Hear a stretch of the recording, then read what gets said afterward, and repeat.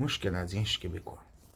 Ce que je trouve triste, c'est que si quelqu'un rentre par infraction chez moi, qui n'a pas le droit d'être là, qui va dans des places où ce qui n'a pas le droit, comme un grenier, comme chez, et qui essaye de intenter à ma vie, de me faire du mal, je n'ai pas le droit de me défendre physiquement. Dans le sens que je peux pas...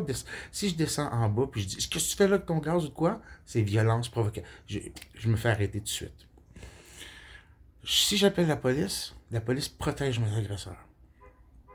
Donc, à quoi ressemble ma vie avec quelqu'un de 25 ans qui a une très mauvaise expérience, qui est très méchante à l'intérieur, qui essaye de me faire du mal et qui fait juste rire de moi parce que j'ai pas de moyen de me défendre. Puis si jamais je me défends, c'est moi qui paye pour. Elle le sait, ils le savent. Et ça joue contre moi. On essaye de me faire du mal, de m'intoxiquer, de m'empoisonner en riant. Puis le pays dans lequel je vis, la situation dans laquelle je suis, me dit non, non, non, non, non, pas de violence, pas de défense, non, tu ne te défends pas toi-même. Tu nous appelles, puis on va faire ça. J'ai pas personne à appeler pour me défendre. Puis je peux pas me défendre moi-même. Donc, les droits de la personne de et le pays qui dit tu peux pas te défendre, c'est nous autres qui te défendent, mais ils prennent pas le poste de me défendre comme il faut. Bref, mais je n'ai plus le droit de la personne. Je suis obligé de me laisser faire du mal et d'essayer de me déplacer ou de survivre comme je le peux. J'ai plus d'amis, ils m'ont coupé de tout, tout, tout, tout, tout, avec des fausses rumeurs, des mensonges, ils m'ont coupé de tout, tout, tout, tout, tout. J'ai pas de place à aller, j'ai pas rien à... Et si jamais je parle du problème, je suis enfermé en psychiatrie. Ce matin, j'ai mal au poumon parce qu'il attendent que je m'endorme pour pouvoir craquer le gaz au complet, comme ça je m'en rends pas compte. Ils ont changé de gaz. Maintenant, je me réveille plus à cause des palpitations. Fait que j'inhale du gaz jusqu'au matin. Le matin, je me réveille, je cherche de l'air, j'ai de la misère, mon corps n'opère plus. Je m'en vais jusque dans la cuisine en marchant, je suis essoufflé. Mon estomac, il fait du brûlement. Ce gaz-là provoque des reflux d'acidité, des mal d'estomac. Et ça recommence tous les jours, depuis des années. Si j'en parle à la police, ils me mènent en psychiatrie, c'est fini. Alors imagine quelqu'un qui se fait agresser comme ça, constamment, à chaque jour, qui essaye de le dire à quelqu'un, et ces mêmes personnes-là qui sont supposées te protéger ou protègent les personnes qui essaient de me faire du mal. Fait que je m'en vais, mettons 2 jours en psychiatrie. Le psychiatre il dit bon ben j'ai pas de raison de te garder, il n'y a pas d'apparent qui. Il me renvoie ici. Ça recommence. Fait que là, si je veux pas passer 2 jours en psychiatrie, parce que pendant que ça. Si je suis pas là, moi, chez moi, ils rentrent dans ma chambre, ils touchent à tout, je sais pas qu'est-ce qu'ils font. C'est le genre de personne à être capable de se frotter et partir sur mon oreiller juste pour me transmettre une MTS. C'est ce genre de personne-là.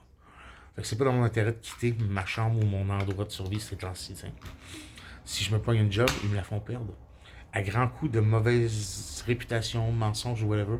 Est-ce que tu sais c'est quoi te promener à travers tout le monde, être gentil, être serviable, donner ton maximum de toi-même pour être une bonne personne parce que tu veux faire un monde meilleur et c'est chaque personne qui va le faire un monde meilleur. Donc, moi, je fais ma part. Et un jour, tu rentres. Les regards changent. À place d'être hey, bonjour, c'est comme ça. Puis là, la journée d'après, les regards sont plus suspicieux, sont accusateurs. Jusqu'à temps qu'à un moment donné, les gens commencent à t'insulter sans que je comprenne pourquoi. Puis après ça, je comprends. Et je me fais. Tout dépendant du mensonge qu'il raconte, de la réputation qu'il lance. C'est fou comment ce qu'une fille sexuellement dégourdie, là, avec des courbes jeunes, peut manipuler comme personne. Elle est capable d'une certaine façon de gagner le cœur des filles, mais je te dis, il n'y a pas grand homme que j'ai vu, à part moi, juste dire non, t'es une piece of shit, get out. À part, je n'ai pas vu un homme ne pas succomber.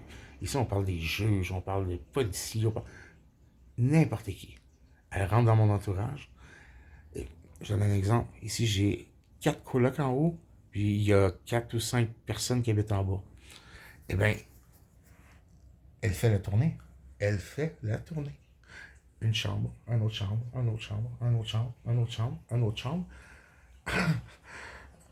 En faisant croire à chacun des personnes qui sont spéciales et l'univers de sa vie. Alors, ce que ça donne comme résultat, c'est que moi, dans ma chambre, et je l'entends passer d'une chambre à l'autre. Et chaque personne vit son petit moment d'amour avec elle, pensant qu'ils sont spéciales. Et puis chacune des personnes qui a couché avec ou qui a été corrompue, maintenant, m'en veut à mort. Parce que tout ce qu'elle fait en couchant avec, c'est parler contre moi, de moi, puis blablabla. Elle monte les gens contre moi, mais d'une certaine manière qui font que les gens, dépourvus de logique, s'y donnent à cœur ouvert.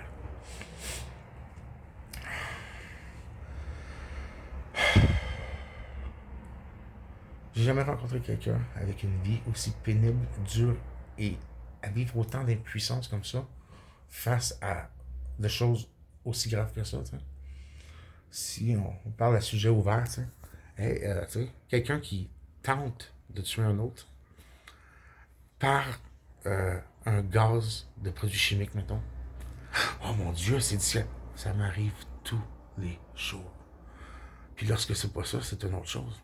Ça change tout le temps. Là, ils prennent le gaz parce que je peux pas rien faire. Si je monte en haut, puis que, si je m'en vais dans la... J'ai les mains liées, je ne peux pas rien faire. Chaque action que je vais faire pour me départir de ça va me mener soit en prison, soit en psychiatrie, puis va aggraver mon cas. Alors, juste une tentative de meurtre, oh mon Dieu, c'est dur, puis je les vis à chaque jour en me faisant dire par certaines personnes, c'est dans ma tête. Sauf que ce qui est supposé d'être dans ma tête, on parle des fois de Mario et de Joanie comme c'est un problème dans ma tête qu'il faut que je règle. Et j'arrive face à des faits, je veux dire, des faits réels. Et bien là, on regarde voir si j'ai le potentiel de leur faire du mal. S'ils voient une once de petite colère en moi, paf, ils m'enferment pour les protéger. Ça serait-tu normal de quelqu'un être en colère après quelqu'un qui veut te tuer? Ouais. Moi, je n'ai pas le droit de le montrer. Est-ce que ce serait normal de pleurer face à cette situation-là? Si moi je le fais, j'ai une grave maladie mentale. Je suis rendu dans un état où je ne peux plus exprimer mes émotions. Je ne peux plus parler de ce qui essaye de me tuer. Je suis... Ça a été voulu comme ça. Fait que je vais prendre mon cerveau, je vais faire une prière, je vais méditer un peu, puis la solution pour m'en départir va soit arriver d'elle-même, ou soit elle va popper dans ma tête, puis après ça, je pourrais agir. Mais le fait d'être obligé de vivre comme ça, et que tout le monde font « Ouais, c'est correct, c'est cool, ouais, ouais. » Le fait que je dise « Hey, on essaie de me tuer, on me fait du mal à répétition, et qu'on me dise « T'as-tu fumé un joint, toi, hier? » Ben, oui. Le joint, ça fait créer des psychoses, hein, tu sais. Ah, oh, tabarnak. Ça me fait rendre fou. Puis quand je passe des nuits comme ce soir, là, je me réveille avec des mal de poumons, puis le c'est encore plus dur. De garder le cap, de rester positif, puis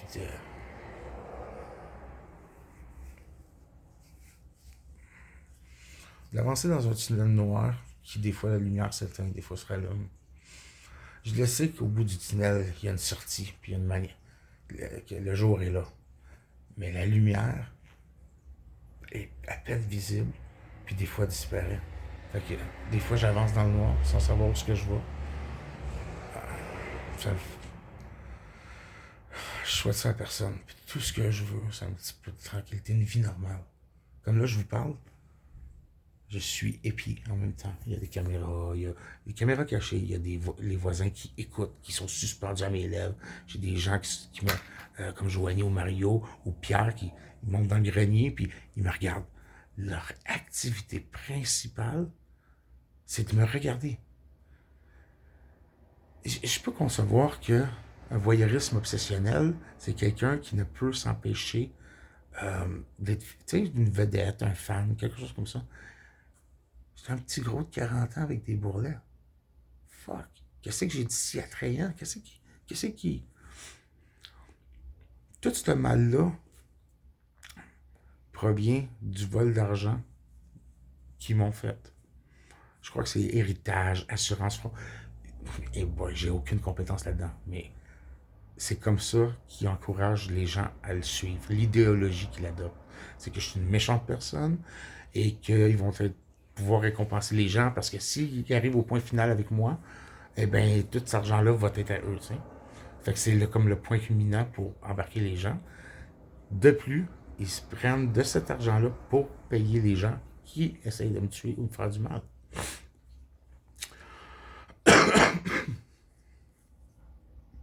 Je connais personne qui vit avec des contraintes comme ça tous les jours, puis qui est pas capable d'aller au dépanneur.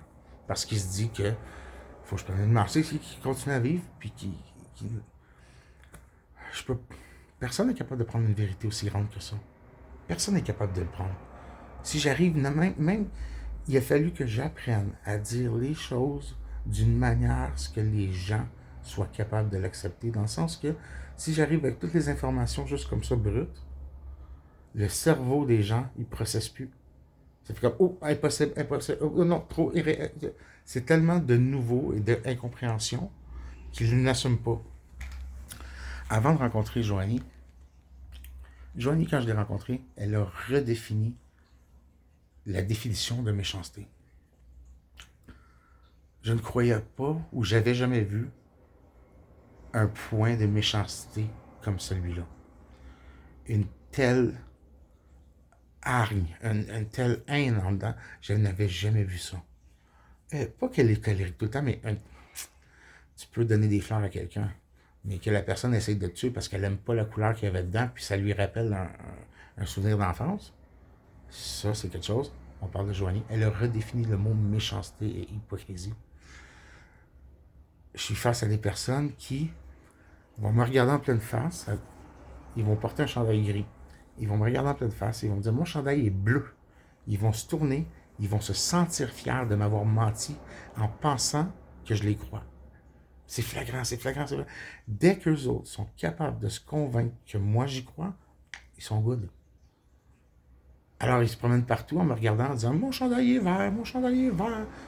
Son chandail est gris, puis il saute partout, puis dans sa tête, il est fier parce qu'il croit que j'embarque dans sa menterie. Donc, lui, son scénario, sa vie, continue à partir de ce qu'il pense que c'est dégueulasse. Je regarde quelqu'un en pleine face, puis j'ai dit une vérité. Jusqu'à temps que j'amène la preuve concrète que je suis obligé de le savoir comme ça, là, il l'assume. Mais tant qu'il n'y a pas ça, les gens, c'est de la désillusion. J'ai même pas les connaissances psychologiques assez élevées pour pouvoir décrire complètement ces comportements-là. J'ai décidé d'arrêter de juste les comprendre. Dans la vie, on n'est pas obligé de tout comprendre. Des fois, on fait juste... Ah ben, c'est ce qui m'arrive. Bonne journée à tout le monde. Le simple fait d'en parler comme ça me permet de libérer le cœur un peu, puis de... Je sais pas. On va aller prendre une marche, on va aller voir dehors, parce que l'air frais, ça fait du bien au cerveau. Ça fait sécréter les choses qui ont besoin d'être pour que je sois heureux. Puis d'en libérer un petit peu comme ça, je pense que c'est nécessaire parce que j'arrive plus à pleurer. Je pleurais tous les soirs. J'ai plus de larmes maintenant. C'est de la colère qui s'accumule. Alors il faut que je trouve une manière de l'évacuer avant que ça se remplisse trop. En parlant comme ça, c'est pas la job.